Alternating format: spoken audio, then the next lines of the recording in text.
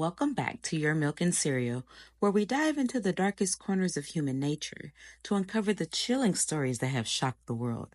I'm your host, Ramira Arlilia, and the owner of Your Milk LLC, where I create handcrafted skincare and self-care products. If you're new here, don't forget to like, subscribe, and hit that notification bell so you never miss a Saturday upload. Check out the description box below for more details on what I'm creating, and feel free to explore our website while you're there. I almost forgot to mention that I have added a new segment to this channel called Missing Mondays. I posted a video last Monday regarding the disappearance of Marcel Spencer from Elkhart, Indiana. Check it out if you have not, and join us each Monday as we cover a new case. Now, let's get into today's story that was actually brought to my attention by my 18-year-old daughter. I was both proud and terrified simultaneously.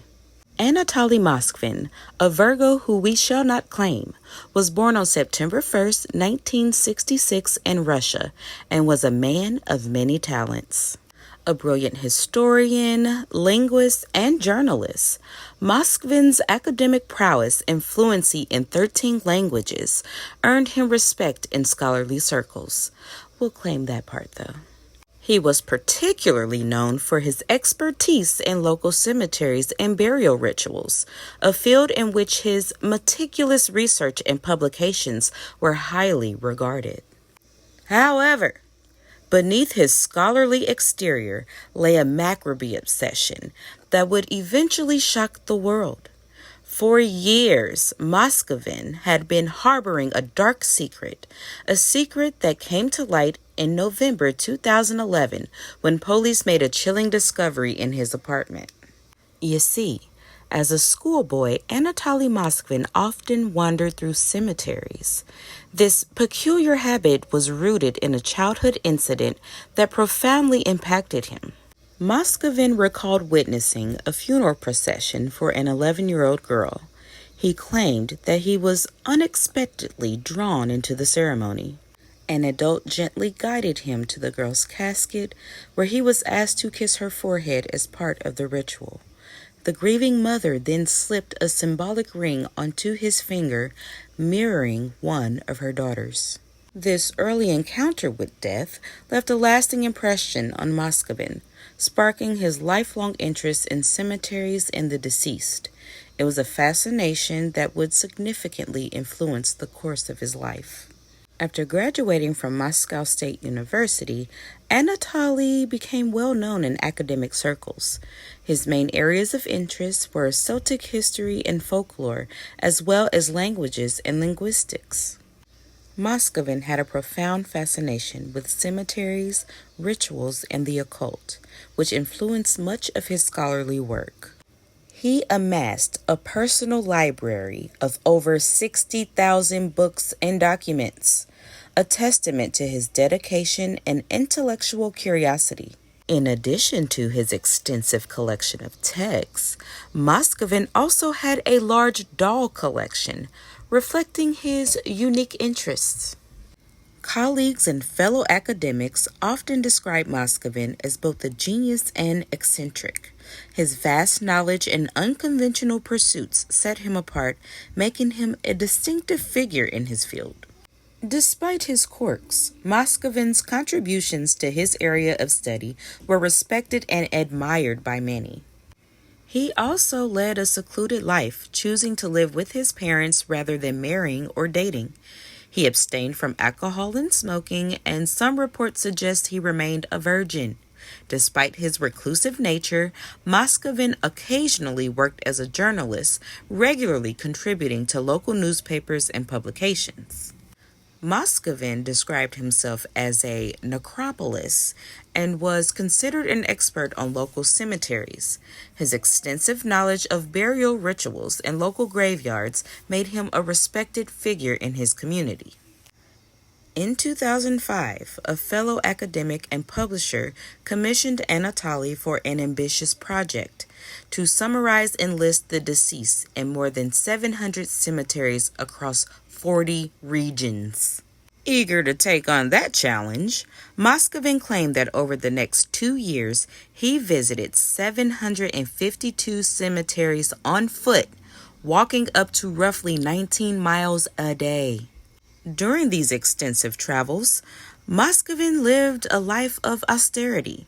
He drank from puddles, spent nights in haystacks in abandoned farms, and occasionally slept in the cemeteries themselves. In one particularly unusual instance, he even spent a night in a coffin, being prepared for a funeral. Despite his unusual behavior, Moskvin's academic credentials and the purpose of his work usually satisfied the police when he was questioned on suspicion of vandalism and theft. It was an ordinary day on November 2nd, 2011, when officers entered Moskvin's cluttered home, responding to reports of desecrated graves in the area. What they found was beyond anything they could have ever imagined. Scattered throughout his apartment were the mummified bodies of 26 young girls, aged between 3 and 25, dressed in elaborate clothing and arranged in various poses. Moskvin had turned them into life-size dolls, complete with makeup and, in some cases, music boxes inserted into their chest cavities to create haunting melodies. Moskvin's parents, who shared the apartment with him, knew of the mummies, but mistook them for large dolls. Judging but not judging, because that in itself is creepy. Rightfully so, this grim revelation raised many questions. Like, why would a respected academic commit such horrifying acts? Moskvin's own explanation was as disturbing as the scene itself. During an interview following his arrest, Anatoly Moskvin revealed a deeply unsettling aspect of his activities.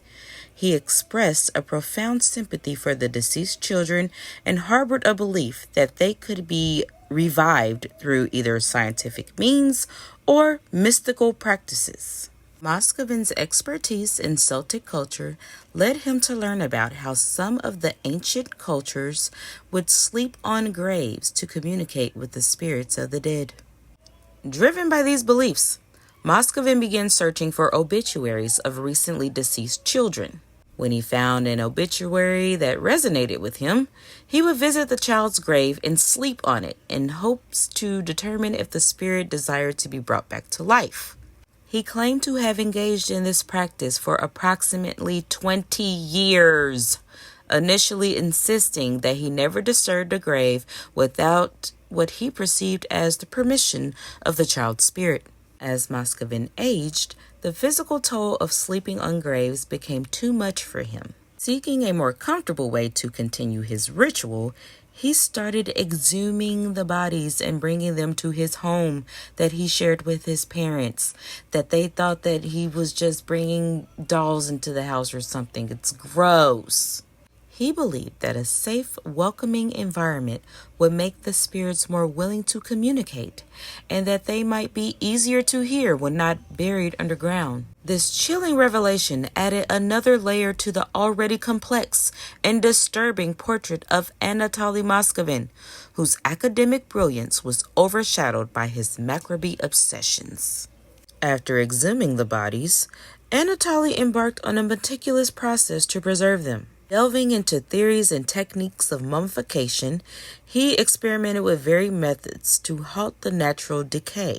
He used a combination of salt and baking soda to dry out the corpse, then stored them in secure, dry locations both within and around cemeteries. Once the drying process was complete, Moskvin transported the bodies to his home, Double Ew. There, he employed different techniques to create what he referred to as dolls.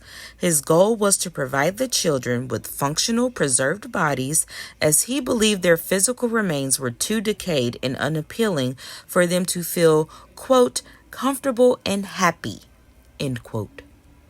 To counteract the natural shrinkage and withering of the bodies as nature intended, Moskvin wrapped their limbs in strips of cloth and stuffed their cavities with rags and paddings to restore some resemblance of fullness. He sometimes added wax masks adorned with nail polish to the faces and dressed them in brightly colored children's clothing and wigs. This effort transformed the bodies into what appeared to be large, homemade dolls, effectively concealing their true nature and preventing their discovery. Now, how do you, as a parent, walk around your home and see your son with these big-ass, quote-unquote, dolls with wigs and nail polish and stuffing them with music boxes and rags? Like, where are your rags at in your bathroom? How do you just see all of this happening and transpiring before you and you just think, oh, it's a hobby? Like, my first question when he brought it in the house, I would have been like, hey, bro, what's that? What you doing over there? Like, what was he gonna say? What was he gonna say, y'all? Anatoly was fully aware that his actions were illegal, but he felt compelled by a profound sense of duty. He believed that the deceased children were calling out to be rescued, convinced that their salvation was more important than following the law. This conviction was intertwined with his personal longing for a family, particularly a daughter. Moskvin had long regretted not having children of his own and had even attempted to adopt a young girl despite his parents' objections. That's where you draw the line? Unfortunately, or fortunately, however you look at it, his application was denied due to his financial situation. Moskvin denied any inappropriate intentions towards the bodies he preserved, viewing them instead as his children. He created a unique and unsettling environment for them in his home, interacting with the corpses as though they were alive. He spoke to them, sang songs, watched cartoons, and even organized birthday parties and holiday celebrations, and all in an effort to care for them as a parent would. Like his parents still didn't see nothing weird going on here. I feel like that part of his story is supposed to be sad because his actions reflected a deep, albeit misguided, desire to create a family and provide companionship, however unconventional and disturbing that may have been. But his parents letting this go on for like years without questioning, like, where did you get the doll? What store did you go to? Like, we've already found out that he had, financial limitations. So you weren't curious how he was curating this large group of what may look like antique dolls. One of the bodies he kept of this 10-year-old girl for 9 years. Like, her mother only had her for 10 years and he got to have her for 9. Where was the intervention? Following his arrest, Moskvin was charged with desecration of graves and dead bodies. However, the legal proceedings took an unexpected turn when he was diagnosed with schizophrenia. You think? Deemed unfit to stand trial, Moskvin was sent to a psychiatric hospital for treatment instead of prison. Years have passed since the grisly discovery, and Anatoly Moskvin remains confined in a psychiatric facility. Periodic reviews assess his mental illness and possibility of release, but the severity of his condition has kept him institutionalized. Do you know that he actually blamed these parents for abandoning their children? Not burying their children, but abandoning their children. He told them don't worry about burying them again because once he's released, he's just going to dig them right back up. The case continues to haunt those who remember it, a chilling reminder of how the boundaries between genius and madness can sometimes blur in the most horrifying ways. Let's keep the discussion alive in the comments. How do you feel about the balance between academic curiosity and ethical boundaries? Could these issues have been addressed differently? I'm really curious to know your thoughts on this one. Thank you for joining me on this journey into my daughter for scrolling TikTok at 3 a.m. and finding weird-ass true crime stories. We're getting so close to hitting 200 subscribers, and your support means everything. If you found this video compelling, entertaining, all of those things, please give it a thumbs up, share it with your friends, and don't forget to subscribe to Your Milk and Cereal for more chilling stories. Until next time, self-care and stay safe.